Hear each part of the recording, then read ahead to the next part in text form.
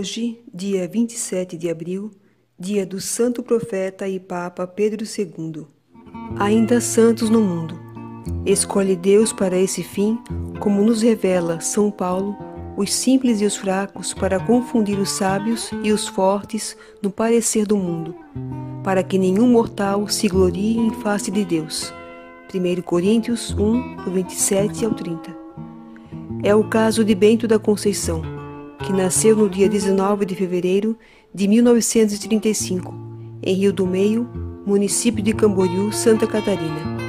De origem humilde, filho de Gregório e Ana Petronilha da Conceição. Ficou órfão de pai com apenas 2 anos, onde teve uma vida de pobreza e dificuldades, com seus 8 irmãos, sendo ele o caçula da família. Sua mãe era parteira, mas não cobrava ninguém pelo serviço prestado. Sempre muito caridosa e honesta, deixou o exemplo aos filhos de humildade e desapego dos bens materiais, ficando assim a família numerosa numa total pobreza. Bento saiu de casa aos 16 anos para seguir carreira de músico. Com muito empenho e trabalho, conseguiu gravar 3 LPs, na época disco de vinil. Chegando aos 25 anos, casou-se com Ladíris de Almeida, com quem teve 10 filhos, sendo esses educados, acima de tudo, no respeito pelas coisas sagradas. Logo no começo de vida morreu o segundo filho, ficando então 9 filhos. Cada filho que nascia, Bento, por sua tão grande fé e gratidão a Deus, levava em Aparecida do Norte para agradecer à Senhora Aparecida ou em São Leopoldo, em quem tinha muita fé no padre João Batista Rois. Era extremamente feliz quando nascia um filho, pois sempre amou muito as crianças. Também tinha muito amor aos seus irmãos e os visitava assiduamente. Em 1965, deixou Itajaí e foi com sua família morar em Joinville. Lá trabalhava como músico de conjunto e radialista. Aos poucos, porém, Nosso Senhor foi-lhe cortando também essas alegrias. Em 1972, quando Bento ia tocar um baile, ouviu uma voz lhe chamando com autoridade, dizendo: "Bento, Bento, vem cá." Tirando-o do meio daquele povo, lhe mostrou o inferno, onde vão todos que vivem na vida mundana e adúltera. Sabendo quem era, Bento confessou humildemente que era um pecador. Foi então lavado por 3 vezes com uma água vinda do céu. Bento aceitou o chamado e, com o tempo, cumpriu a promessa de pregar o Evangelho. Então Jesus disse que não lhe seria feito sangue, mas seria muito caluniado, desprezado e humilhado por muitos. Daí em diante começou o seu martírio psicológico. Achavam que estava louco por dizer que falava com Jesus. Sua maior tristeza foi ser desprezado por alguns parentes, amigos e até pelos próprios membros da Igreja Católica, por quem tanto lutava e guiava a todos para a única igreja deixada por Cristo, cuidando e zelando pela casa de Deus no respeito e obediência às leis divinas. Sua casa era sempre cheia de pobres e doentes que procuravam ajuda e remédio para suas dores, pois Deus também lhe concedeu o dom da cura. Em 1990 foi enviado por Jesus à praia de Taquaras, Balneário Camboriú, para ficar definitivamente pregando o Evangelho àquele povo que estava se distanciando para o protestantismo. Em 1992, indo com seu filho apanhar umas orquídeas na mata, enquanto descansava debaixo de uma pequena árvore, ali encontrou a palavra de Deus, e assim lhe foi dito: "Agora tudo o que fizeres terá a minha assinatura, para que saibam e não duvidem de que é comigo que estás falando." Daí em diante começou a viajar com a família, ensinando o povo o caminho certo para chegar a Deus.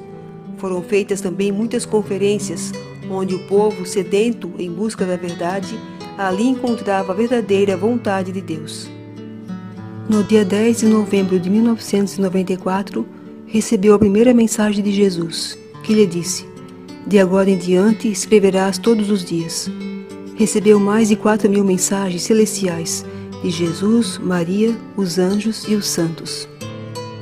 Em 1993, construiu, com muito sacrifício e esforço, juntamente com seus filhos, a primeira capela em honra a São Pedro. Mas tendo acabado a construção, com a igreja já pronta, o clero da cidade assumiu a direção, mandando-o sair da igreja se continuasse a dar ouvido às mensagens que vinha recebendo. Sendo assim, teve que sair da igreja que ele mesmo edificou para não desobedecer a Deus. Pois assim diz São Pedro: antes obedecer a Deus que aos homens. Atos 5:29. Por muito tempo teve que rezar em casa só com a família, pois nesse período os que o acompanhavam também o abandonaram. E esses que o abandonaram, por não ter mais quem os guiasse, também abandonaram a Igreja Católica. Em 2001, recebeu em sua capela, pintada pelos anjos, a face de Jesus. Esta foi comprovada ser uma pintura feita de dentro para fora, não feita por mão humana. Foi atestada pelo Dr. José Humberto Cardoso Rezende, médico cirurgião anatomista, presidente da Associação Santo Sudário de Jesus. Em 2005, estando numa missão no Canadá, lá recebeu o título de Pedro II, por mensagem de João Paulo II. Foi nesta ocasião que o padre Rômulo Cândido de Souza teve dúvidas e pediu para o profeta perguntar a Jesus o significado. Foi então que Jesus respondeu apenas: conclave. Daí então o padre Rômulo entendeu que o primeiro Papa Pedro I foi eleito sem conclave.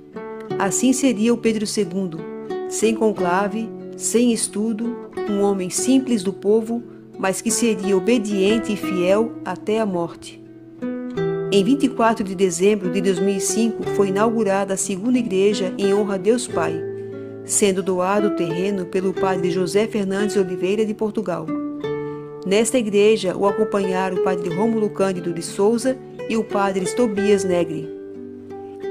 Em suas palestras, Bento criticava a indecência nas vestes, o mau comportamento dentro da igreja e incentivava a amar a Deus acima de tudo e a ajudar os mais necessitados.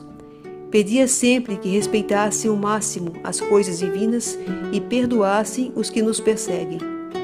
Grande defensor da fé católica, tinha como devoção a Sagrada Família e o Santo Padre João Batista Rois. Em março de 2017, descobriu sua doença, câncer no estômago.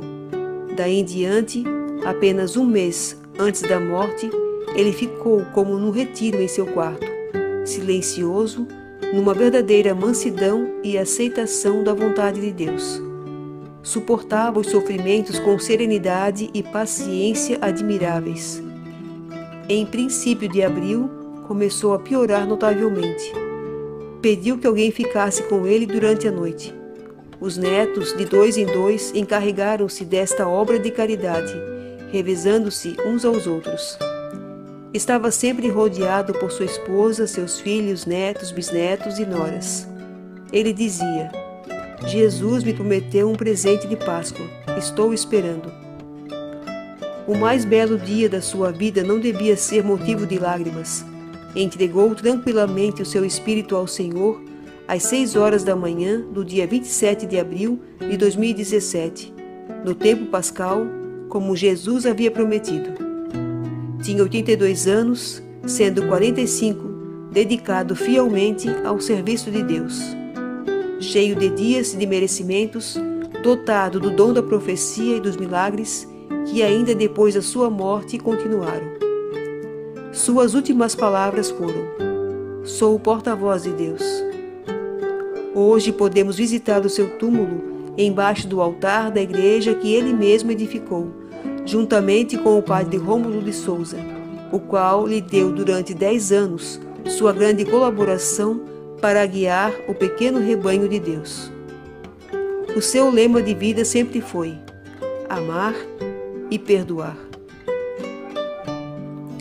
Pai misericordioso, que inspirastes ao profeta e Papa Pedro II a um tão grande amor e respeito pelas coisas sagradas, inspirai também a nós uma fé verdadeira a tudo que nos ensinou, para que um dia possamos estar juntos na glória de Deus Pai.